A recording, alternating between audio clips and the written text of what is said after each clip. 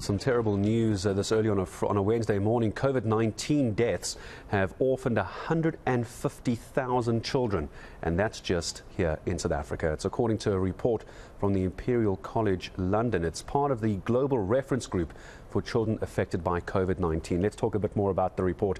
I'm joined by Unicef SA's Toby joining us this morning. Toby Fricker, I beg your pardon. Toby, good morning to you. Apologies for the incorrect surname that I have there. The number of people who've lost their lives, of course, and I think this conversation is important because we don't realize how many children have now been left without their loved ones and without their parents. I mean, it's a staggering number, isn't it?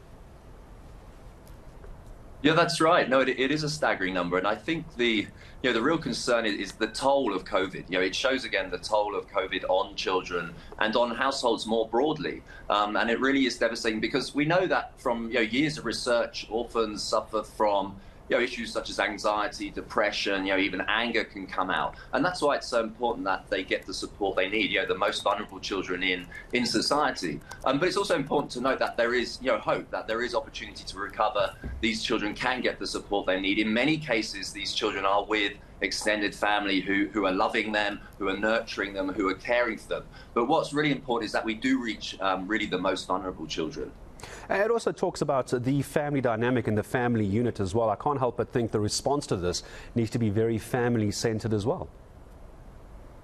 Yeah, absolutely. I mean, Unicef, we're calling on a sort of collective whole of society response, and that very much puts the family at the centre. I mean, a child spends most of their time at home. Their parents, their extended family are absolutely key to the stability that an orphan needs immediately. Immediate stability, nurturing and caring for that child. And they can then progress in life. They can develop in life. They can get back to school. But it also highlights the other importance is the education system, making sure that as UNICEF we can support teachers, we can provide psychosocial training that teachers need as well to work with more vulnerable children.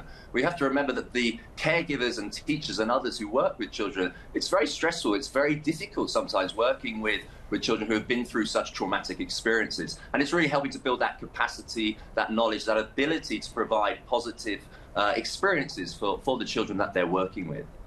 We need to work down the layers of the family unit as well. I imagine, without having the numbers, Toby, maybe you can help me understand that when we have what I understand to be primary and secondary caregivers as well, because right now we're talking about a single line of the family unit, and it's not to discount the importance of it, of course, but that's parents with children or grandparents who are looking after grandchildren.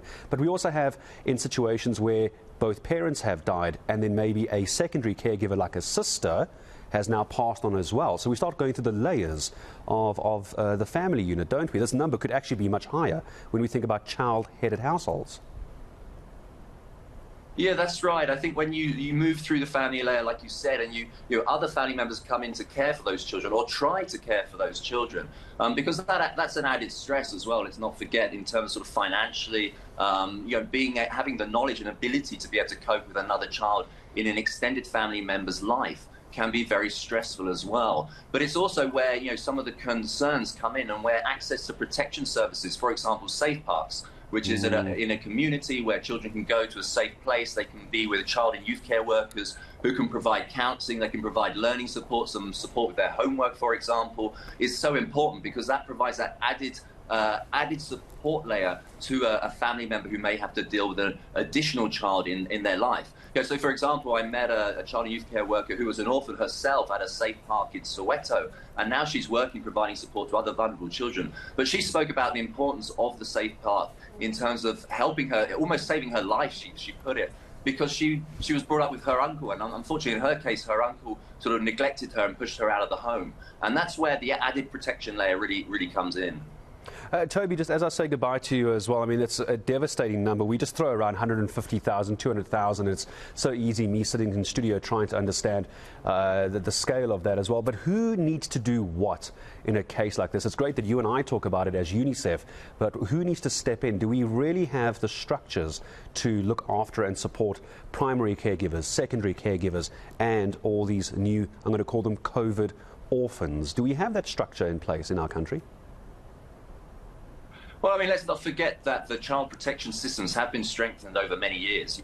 South Africa's dealt with the HIV/AIDS pandemic. You've worked through that. Systems have been put in place. the importance is making sure that people know where to access the support they need, and scaling up that access, scaling up those safe parts, ensuring early childhood development can provide the support that they need, can get children into daycare centres. The early childhood development practitioners, for example, can have the skills and techniques they need to work with children who have been orphaned or other children who have been through stressful experiences. And that's so important. So there are multiple layers that we need to provide that support. And to caregivers, this learning through play that we work on with Lego, for example, giving them the skills to be able to play, engage their children in positive experiences so that they can develop and prosper and grow like any child.